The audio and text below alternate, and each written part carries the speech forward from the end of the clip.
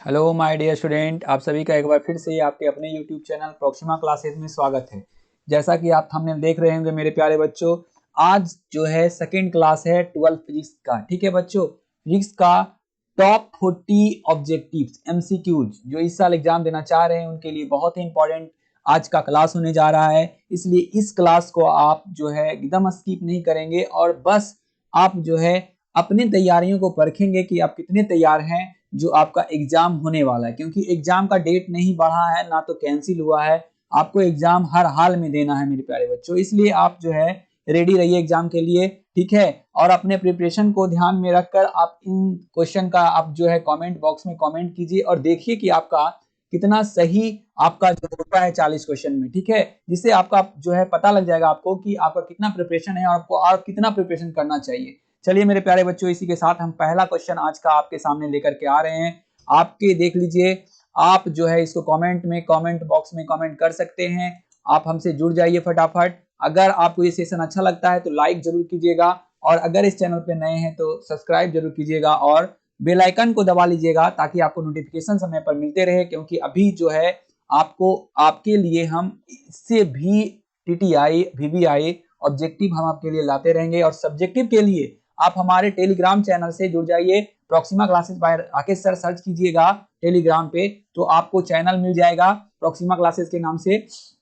आप टेलीग्राम पर जुड़ जाइए, वहां से आप अपना पीडीएफ प्राप्त कर लीजिए। ठीक है, सारे सब्जेक्ट का पीडीएफ हम उस पर डाल रहे हैं, लॉन्ग टाइप शॉर्ट टाइप जो भी आपको चाहिए, फिजिक्स केमिस्ट्री बायो किसी भी क्लास का चाहिए आप वहां पे जुड़िए, आपको वहां से पीडीएफ मिलेगा। ठीक है मेरे प्यारे बच्चों, चलिए चलते हैं पहले क्वेश्चन पे। पहला क्वेश्चन का आपको आंसर देना है। पहला क्वेश्चन कह रहा है मेरे प्यारे बच्चों कि प्रेरण कुंडली से प्राप्त होता है। चलिए फटाफट कमेंट कीजिए, कमेंट बॉक्स खाली दिख रहा है, फटाफट जुड़ जाइए मेरे प्यारे बच्चों, लाइक कीजिए और शेयर कर दीजिए दबा करके। पहला क्वेश्चन है, प्रेरण कुंडली से प्राप्त होता है उच्च धारा प्रबल विद्युतीय वाहक बल। दूसरा ऑप्शन है निम्न धारा प्रबल विद्युतीय वाहक बल। तीसरा है प्रबल धारा निम्न विद्युतीय वाहक बल और चौथा है निम्न धारा निम्न। चलिए कमेंट आना शुरू हो चुका है मेरे प्यारे बच्चों, बहुत ही अच्छा। जिनका जिनका ऑप्शन बी सही है, बिल्कुल सही जवाब है निम्न धारा। ठीक है बच्चों, निम्न धारा और प्रबल विद्युतीय वाहक बल होता है। ठीक है बच्चों, निम्न धारा होता है और प्रबल विद्युत वाहक बल होता है। ठीक है, चलिए अगले क्वेश्चन पे चलते हैं। अधिकतर का सही जवाब है मेरे प्यारे बच्चों। अगला चलते हैं, अगले क्वेश्चन है आपका स्क्रीन पे दूसरा नंबर क्वेश्चन है, बहुत इंपॉर्टेंट क्वेश्चन है। कारण अन्योन प्रेरण म्यूचुअल इंडक्शन का एसआई मात्रक क्या होता है? हेनरी, ओम, टेस्ला, इनमें से कोई नहीं। मेरे प्यारे बच्चों इस क्वेश्चन का आंसर आप दीजिएगा। अन्योन प्रेरण का एसआई मात्रक हेनरी, ओम, टेस्ला, इनमें से कोई नहीं। बिल्कुल राइट जवाब, बिल्कुल, बहुत अच्छा मेरे प्यारे बच्चों। इसी तरह से आप जुड़िए, सेशन को लाइक कीजिए। लाइक कीजिएगा तो हमें थोड़ा सा क्या होगा बच्चों, हम में एनर्जी आएगा कि नहीं हमारे बच्चे एक्टिव हैं, हम इन्हें और अच्छे से पढ़ाएं। अच्छे, हम आपका कमेंट बॉक्स में देख पा रहे हैं, दीपक कुमार बहुत ही अच्छा आपका जवाब है। ठीक है, बहुत ही अच्छा जवाब है। चलिए फटाफट जुड़ जाइए मेरे प्यारे बच्चों, फटाफट जुड़ जाइए, फटाफट जुड़ जाइए मेरे प्यारे बच्चों। आपको कोई भी क्वेश्चन अगर नया लगता है मेरे प्यारे बच्चों तो आप उसको जो है कॉपी में नोट डाउन जरूर करेंगे। आप जब भी ऑनलाइन क्लास लाइव रहें तो एक कॉपी और कलम एकदम रखें। अन्योन प्रेरण का ऐसा ही मात्रक होता है। बहुत अच्छा, अधिकतर का सही जवाब है। जिनका जिनका बी ऑप्शन है मेरे प्यारे बच्चों, बिल्कुल सही जवाब है। अन्योन प्रेरण का ओम नहीं है। ठीक है, ये आपका गलत है, ये भी आपका गलत है, ये तो हो ही नहीं सकता। Henry is the right answer this question. अन्योन प्रेरण का ऐसा ही मात्रक हेनरी होगा मेरे प्यारे बच्चों। ठीक है, ओम नहीं होगा। ओम प्रतिरोध का होता है, याद रखिएगा। ओम किसका होता है? प्रतिरोध का होता है। ठीक है मेरे बच्चों, प्रतिरोध का होता है। टेस्ला तो आप जानते ही होंगे। ठीक है, चलिए अगले क्वेश्चन पे चलते हैं। तीसरा नंबर क्वेश्चन आपके सामने है मेरे प्यारे बच्चों। तीसरा, कौन सा नियम ऊर्जा संरक्षण के नियम पर आधारित है? एकदम टीटीआई करेंगे। ठीक है, एकदम टीटीआई करेंगे इस क्वेश्चन को कि कौन सा नियम ऊर्जा संरक्षण के नियम पर आधारित है मेरे प्यारे बच्चों। चलिए फटाफट कमेंट कीजिए, हम कमेंट बॉक्स आप लोग का देख पा रहे हैं। मेरे प्यारे बच्चों जुड़ जाइए, लाइव क्लास करने का एक अलग ही मजा है। ठीक है, इसमें आप चेक कर सकते हैं कि आपका कितना सही हो रहा है। फटाफट जुड़िए। पहला है लेंज का नियम, दूसरा है फैराडे का विद्युत विच्छेदन नियम, तीसरा है एम्पियर का नियम और चौथा है इनमें से कोई नहीं। ठीक है, ऊर्जा के संरक्षण के नियम पर आधारित है कौन सा मेरे प्यारे बच्चों? 3 का आपका सही जवाब, बिल्कुल सही जवाब आया है कमेंट बॉक्स में। जिनका जिनका ए है बिल्कुल राइट आंसर है। लेंज का नियम जो है ऊर्जा संरक्षण के नियम पर आधारित है। ठीक है बच्चों, कौन सा नियम? लेंज का नियम ऊर्जा संरक्षण के नियम पे आधारित है। चलिए बहुत अच्छा, इसी तरह से जुड़े रहिए। चलिए चौथा नंबर क्वेश्चन, बहुत इंपॉर्टेंट क्वेश्चन हम आज लेकर आए हैं आपके लिए। चुंबकीय फ्लक्स का एसआई मात्रक नहीं है, याद रखिएगा, नहीं है बोल रहा है। ठीक है बच्चों, चुंबकीय फ्लक्स का एसआई मात्रक नहीं है। कौन नहीं है आपको बताना, वेबर, वोल्ट्स। ठीक है, ये तो है मेरे प्यारे बच्चों, ये भी है, ये भी है, ये क्या है? नहीं है। यानी कि डी, जिनका जिनका कमेंट में डी है बिल्कुल सही जवाब है, बिल्कुल राइट है मेरे प्यारे बच्चों।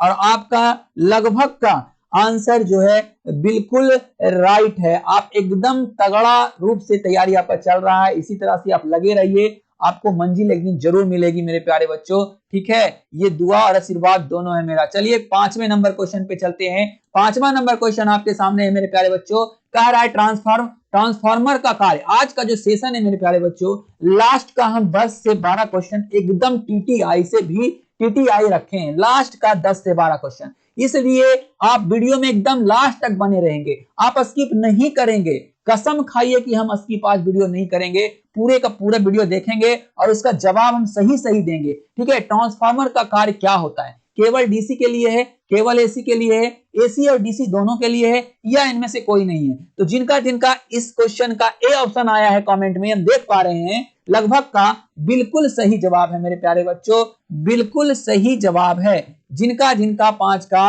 ए आया है केवल डीसी के लिए, उनका उनका बिल्कुल सही है, यानी इसका आंसर हो जाएगा केवल डीसी।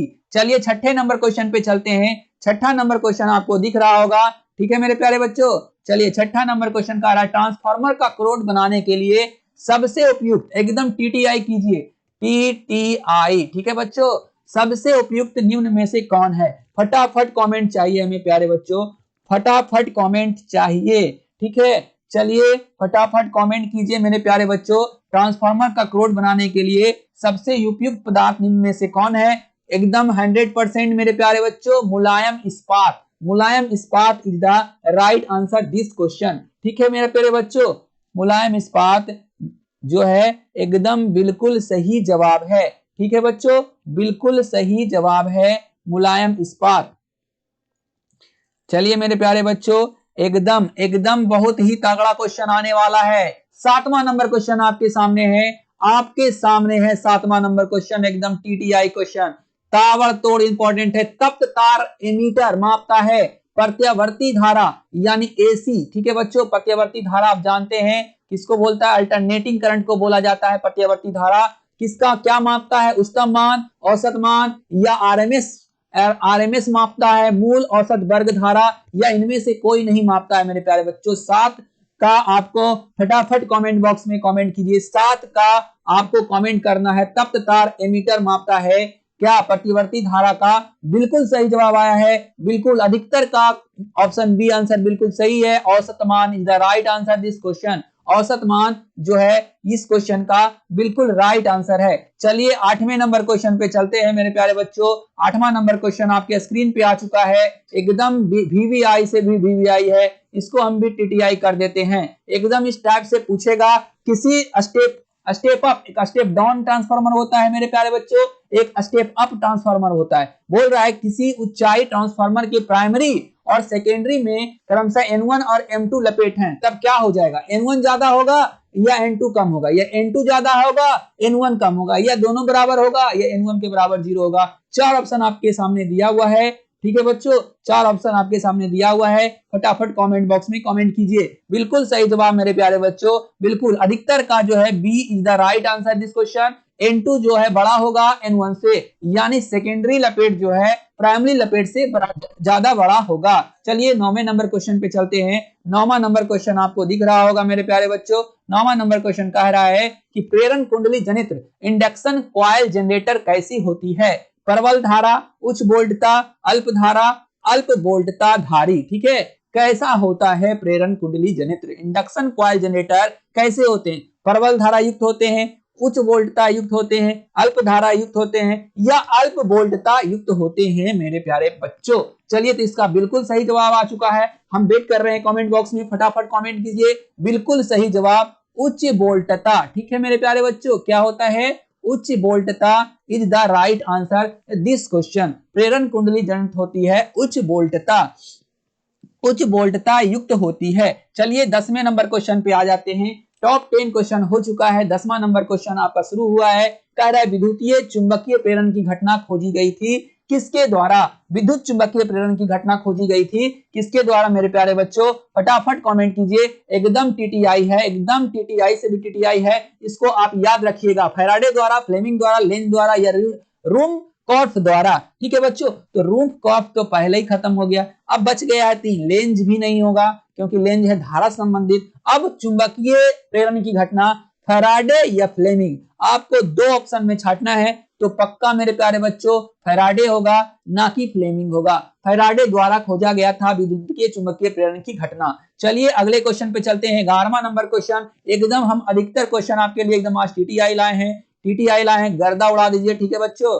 आपको आज गर्दा उड़ा देना है। टीटीआई, ठीक है, टीटीआई स्वप्रेरक का एसआई मात्रा क्या होता है? कूलम, वोल्ट, ओम, हेनरी। एकदम टीटीआई है। इसका सही आंसर कमेंट बॉक्स में आ चुका है। बिल्कुल सही मेरे प्यारे बच्चों। जिनका जिनका डी ऑप्शन है बिल्कुल सही जवाब है, ठीक है। जिनका जिनका डी ऑप्शन है बिल्कुल सही जवाब। Henry is the right answer this question. चलिए अगले क्वेश्चन पे चलते हैं मेरे प्यारे बच्चों। लेंज का नियम, लेंज का नियम पालन करता है। एकदम टीटीआई फिर से है मेरे प्यारे बच्चों, टीटीआई है, टीटीआई है। इस सब क्वेश्चन को एकदम कंठस्थ कर लीजिए। अगर याद नहीं है तो हम पहले ही बोलते हैं मेरे प्यारे बच्चों, जब भी लाइव क्लास देखिए आप एक कॉपी और एक कलम रखिए और उसे नोट डाउन कीजिए फटाफट। लेंज का नियम पालन करता है बायो सावर्त नियम का सिद्धांत, संवेग संरक्षण का सिद्धांत, ऊर्जा संरक्षण का सिद्धांत या आवेश संरक्षण का सिद्धांत। ये 4 सिद्धांत दिया हुआ है। बताइए मेरे प्यारे बच्चों कौन सा नियम का पालन करता है? तो बिल्कुल राइट जवाब मेरे प्यारे बच्चों,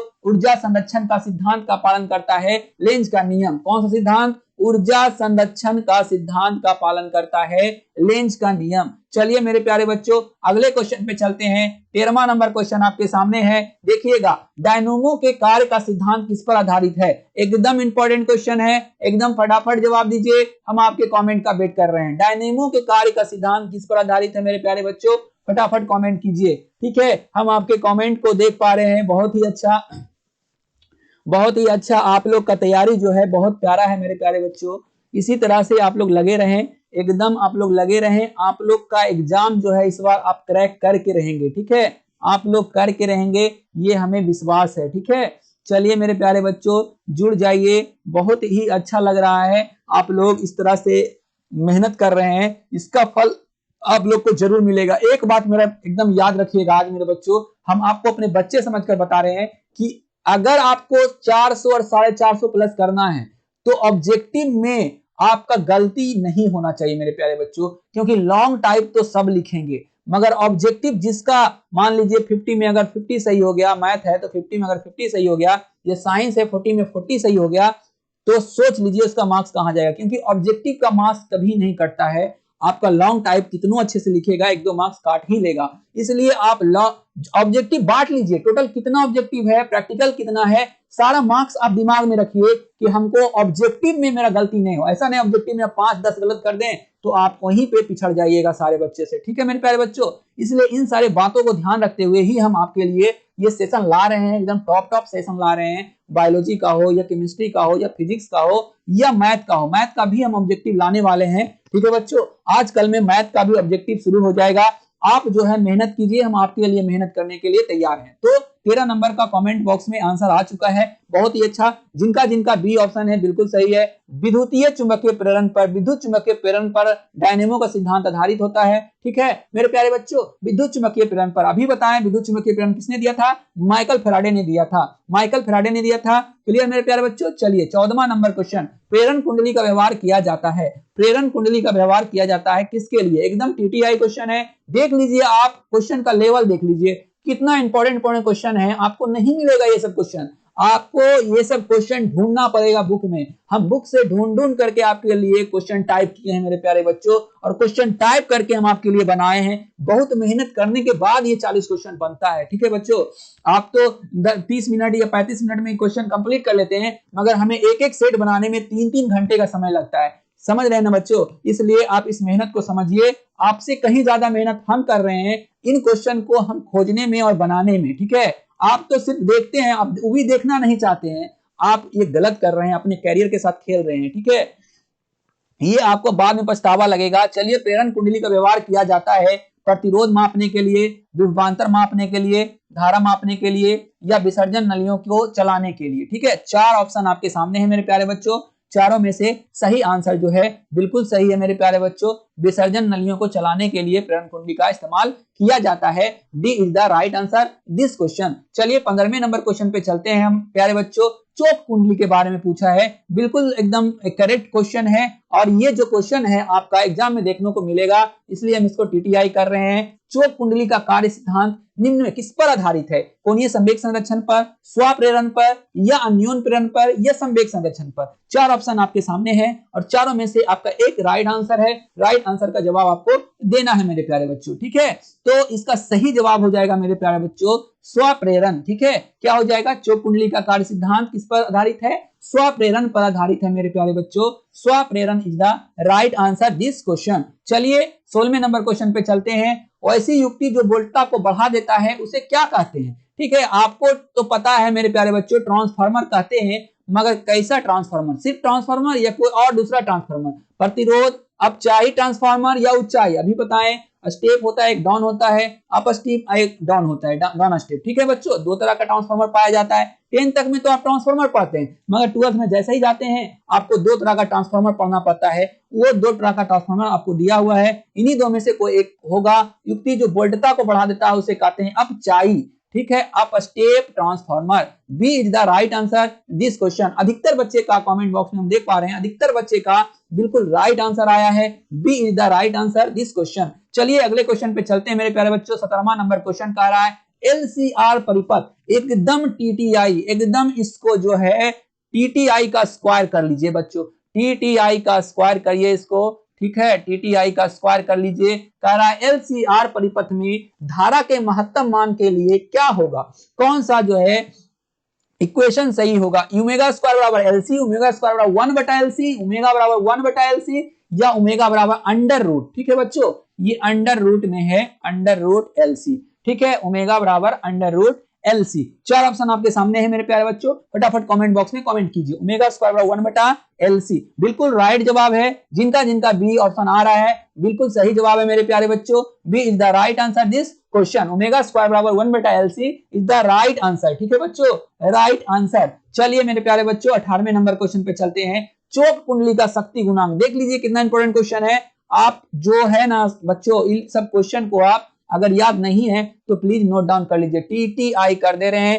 चोक कुंडली का शक्ति गुणांक क्या होता है? 90 डिग्री, 0 डिग्री, 1 डिग्री, या 180 डिग्री। ठीक है, यहाँ डिग्री छूट गया है मेरे प्यारे बच्चों, आपको ध्यान रखना है। चोक कुंडली का शक्ति गुणांक कितना होता है? बिल्कुल सही जवाब, बिल्कुल राइट जवाब हम देख पा रहे हैं। आप लोग कमेंट में कमेंट बॉक्स फटाफट कीजिए मेरे बच्चों, और हाँ कमेंट कीजिए तो नंबर दे दीजिए, 18 का A, 18 का B, इस तरह से दीजिए मेरे प्यारे बच्चों। हम देख पा रहे हैं, बहुत ही अच्छा लग रहा है। चलिए फटाफट कमेंट कीजिए, इसी तरह से आप मेहनत कीजिए बस।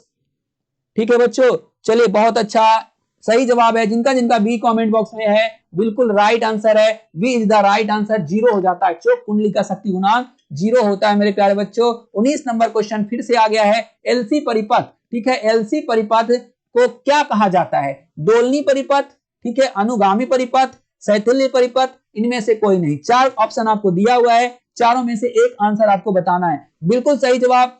अधिकतर का कमेंट बॉक्स जितने भी जुड़े हो मेरे बच्चों, 5, 6, 7, 10, देखिए बच्चों संख्या मायने नहीं रखता है कि 10 है या 5 है, कहीं 1000 लाइव होगा, कहीं 5 लाइव होगा, उससे मायने नहीं रखता है। आपको मटेरियल कैसा मिल रहा है और कितना क्वेश्चन सही है उसमें, ये मायने रखता है। और आप जो है तैयारी कर रहे हैं, कहां से कर रहे हैं, ये मायने रखता है। ठीक है, आप हमसे जुड़े रहिए, हम आपको वादा कर दिलाते हैं, आपको उम्मीद दिलाते हैं कि आपसे ज्यादा मार्क्स किसी का नहीं आएगा। ठीक है, एलसी परिपथ को कहा जाता है मेरे प्यारे बच्चों, कौन सा परिपथ?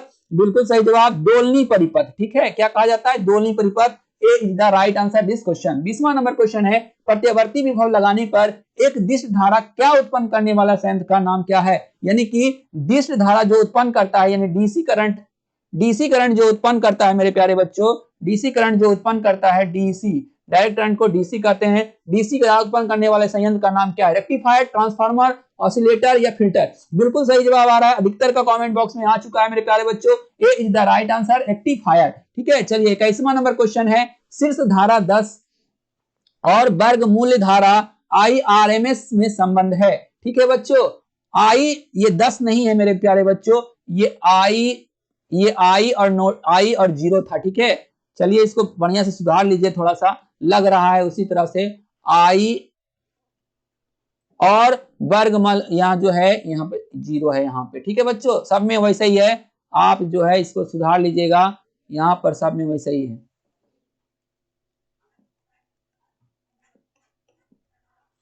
ठीक है, शीर्ष धारा I0 और वर्गमूल धारा IRMS में संबंध है। क्या संबंध है मेरे प्यारे बच्चों? ये अंडर रूट है, माइनस मत समझ लीजिएगा, ये भी अंडर रूट है, माइनस मत समझिएगा। ठीक है, तो I0 equal to under root 2 IRMS, I0 equal to IRMS, I0 equal to 2 IRMS, I equal to IRMS बटा अंडर रूट 2। कौन सा ऑप्शन सही है बच्चों? फटाफट कमेंट। जी बिल्कुल सही है, A is the right answer. I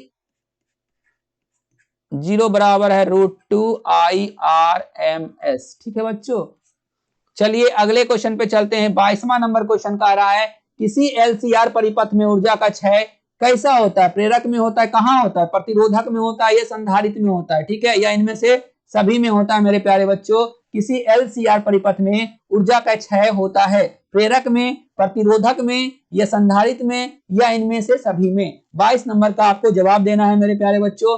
22 का जो बी है बिल्कुल राइट जवाब है, प्रतिरोधक में। ठीक है बच्चों, कहां होता है? प्रतिरोधक में होता है मेरे प्यारे बच्चों। कहां? प्रतिरोधक में।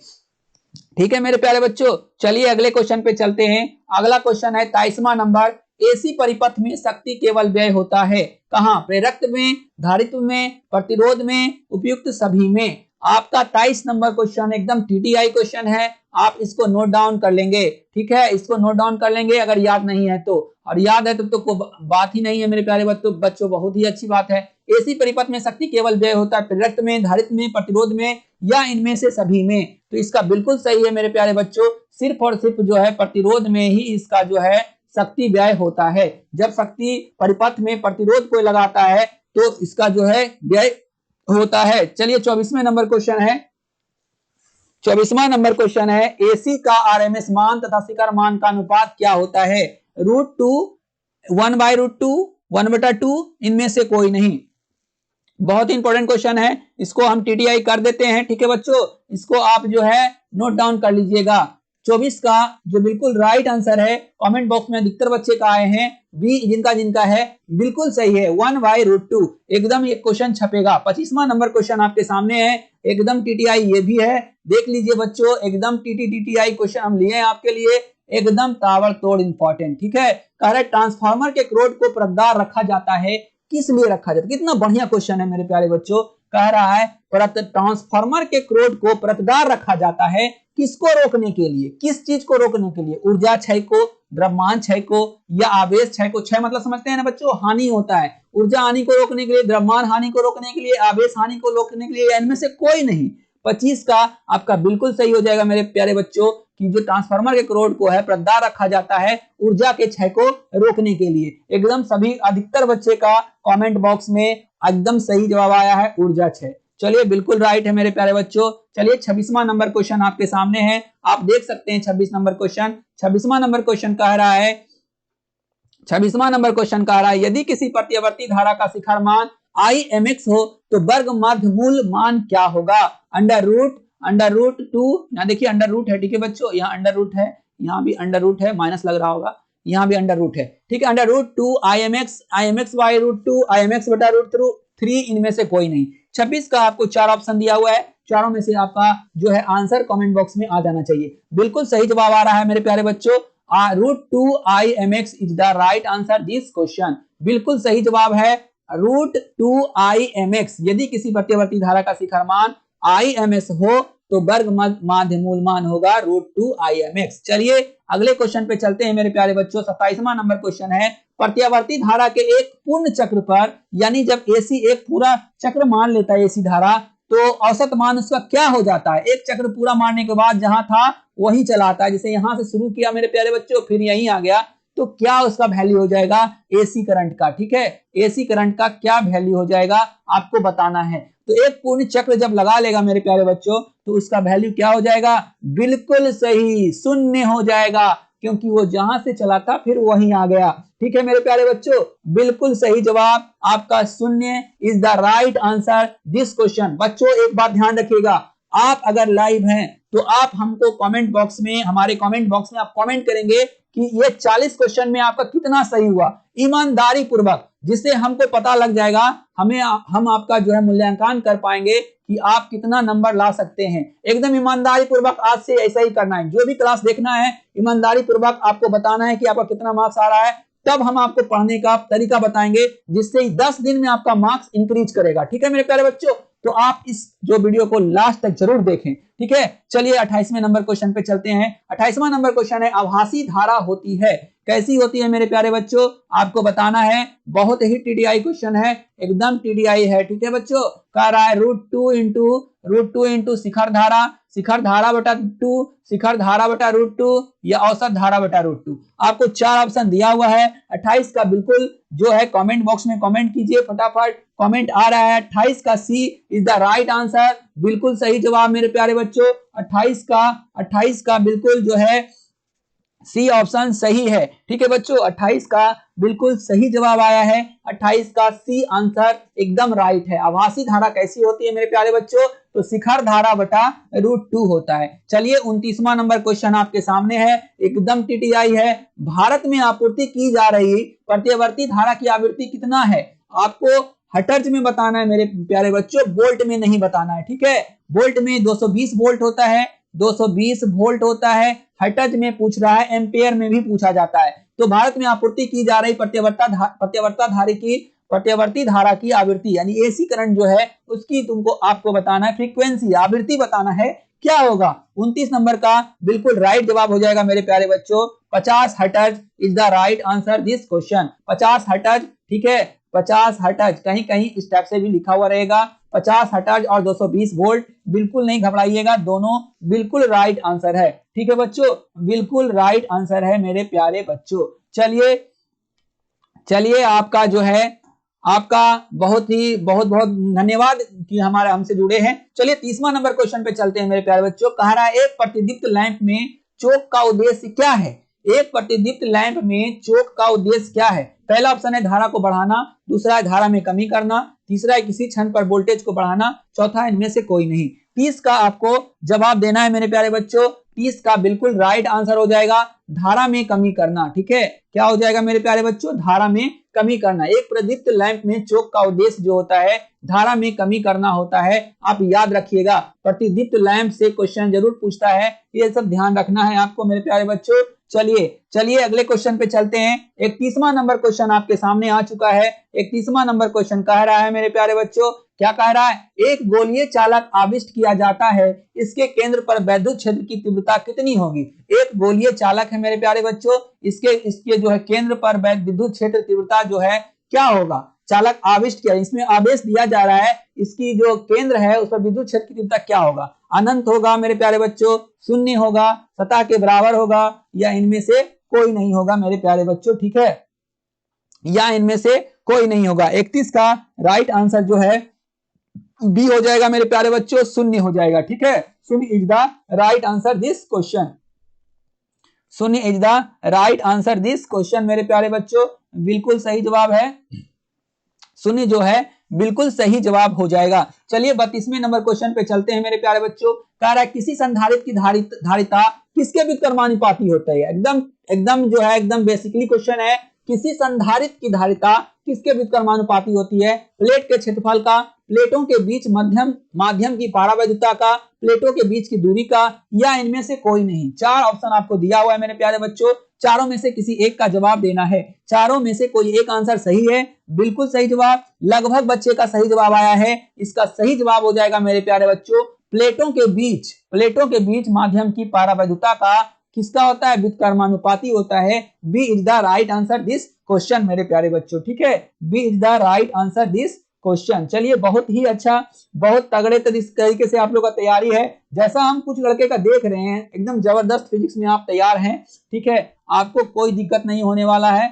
आप इसी तरह से तैयारी करते रहिए, ठीक है बच्चों, आप इसी तरह से तैयारी करते रहिए। आपका जो है मार्क्स इंक्रीज बहुत जल्दी इंक्रीज होगा, ठीक है, आपका मार्क्स जो है बहुत जल्दी इंक्रीज होगा, जैसा हमें उम्मीद है, ठीक है। किसी संधारित्र की धारिता व्युत्क्रमानुपाती होता है प्लेटों के बीच माध्यम की पैरावैधुता का, ठीक है। चलिए अगले क्वेश्चन पे चलते हैं, 33वां नंबर क्वेश्चन। यदि एक प्रोटॉन को एक दूसरे प्रोटॉन के नजदीक लाया जाता है तो उसकी स्थितिज ऊर्जा क्या होगा, बढ़ेगी, घटेगी, अपरिवर्तित रहेगी, इनमें से कोई नहीं। देखिए मेरे बच्चों, 4 ऑप्शन आपके सामने हैं, चारों में से एक जवाब देना है। कह रहा यदि एक प्रोटॉन को दूसरे प्रोटॉन के नजदीक लाया जाता है तो उसकी स्थितिज ऊर्जा क्या होगी, बढ़ेगी, घटेगी, अपरिवर्तित रहेगी, इनमें से कोई नहीं। तो इसका बिल्कुल सही जवाब है मेरे प्यारे बच्चों, क्या होगा, क्या होगा मेरे प्यारे बच्चों, घटेगा, ठीक है, घटेगा इज द राइट आंसर। इसका जो है बिल्कुल सही आंसर है, घटेगा, ठीक है, B is the right answer this question. चलिए 34वें नंबर क्वेश्चन पे आ गए हैं। देखिए अब जो भी क्वेश्चन होगा मेरे प्यारे बच्चों वो बहुत ही इंपॉर्टेंट होगा और बहुत जल्दी जल्दी होगा, ठीक है।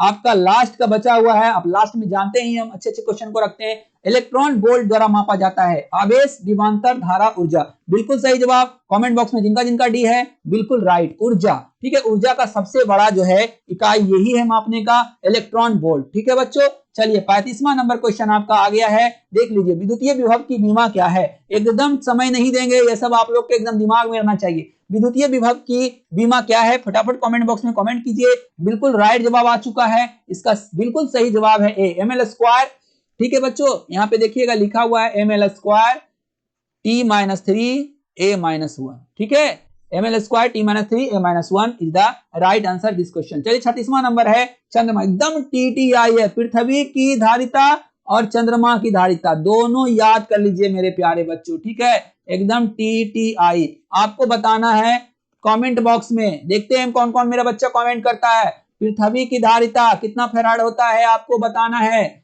आज नहीं बताइएगा तो कल हम आपको इनाम देंगे, ठीक है, मंडे को हम आपको इनाम देंगे अगर आज नहीं आप कमेंट बॉक्स में आपका कमेंट रहा कि पृथ्वी की धारिता कितना माइक्रोफैराड होता है। अगर नहीं कमेंट रहा तो आप सोचिएगा आपको हम इनाम देंगे मंडे को, ठीक है, क्लास में जब आप आइएगा तो हम आपको इनाम देंगे। चंद्रमा की धारिता होता है 177 माइक्रोफैराड, ठीक है बच्चों, 177 माइक्रोफैराड होता है चंद्रमा की धारिता। आपको पृथ्वी की धारिता बताना है एकदम, ठीक है, नहीं बताइएगा तो हम आपको इनाम देंगे। किसी चालक की विद्युत धारिता का व्यंजक क्या होता है, एकदम TTI है। अगर इस साल एकदम छपेगा ये क्वेश्चन, ठीक है, इस साल छपेगा मेरे प्यारे बच्चों। किसी चालक की विद्युत धारिता का व्यंजक है C बराबर Q बटा V, C बराबर V बटा Q, C बराबर Q V, C बराबर Q स्क्वायर बटा V, ठीक है, यहाँ पे है C बराबर जो है Q स्क्वायर है बटा V, ठीक है बच्चों।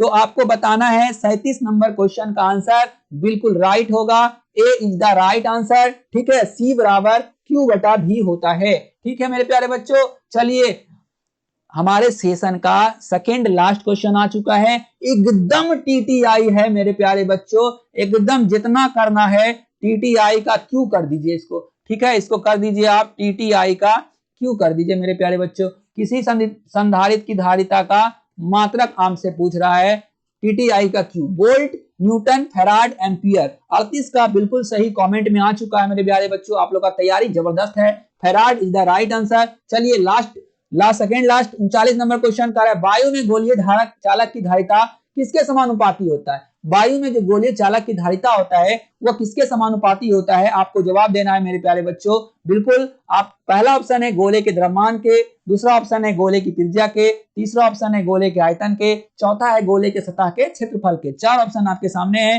फटाफट कमेंट कीजिए मेरे प्यारे बच्चों। बिल्कुल राइट जवाब है गोले की त्रिज्या के, ठीक है, गोले के त्रिज्या की समानुपाती होता है मेरे प्यारे बच्चों, गोले की त्रिज्या के। चलिए अगला क्वेश्चन है 40वां नंबर। संधारित्रों के समांतर संयोजन में जो राशि प्रत्येक संधारित्र के लिए समान रहती है वह क्या है? इस सेशन का आज लास्ट क्वेश्चन है मेरे प्यारे बच्चों। लास्ट क्वेश्चन आप बनाने से पहले और देखने से पहले मेरे कुछ बातों पर ध्यान दीजिए। आपका कोचिंग क्लास जो भी है अभी क्लास चल रहा है, आपको जो भी करना है ऑनलाइन ही करना है।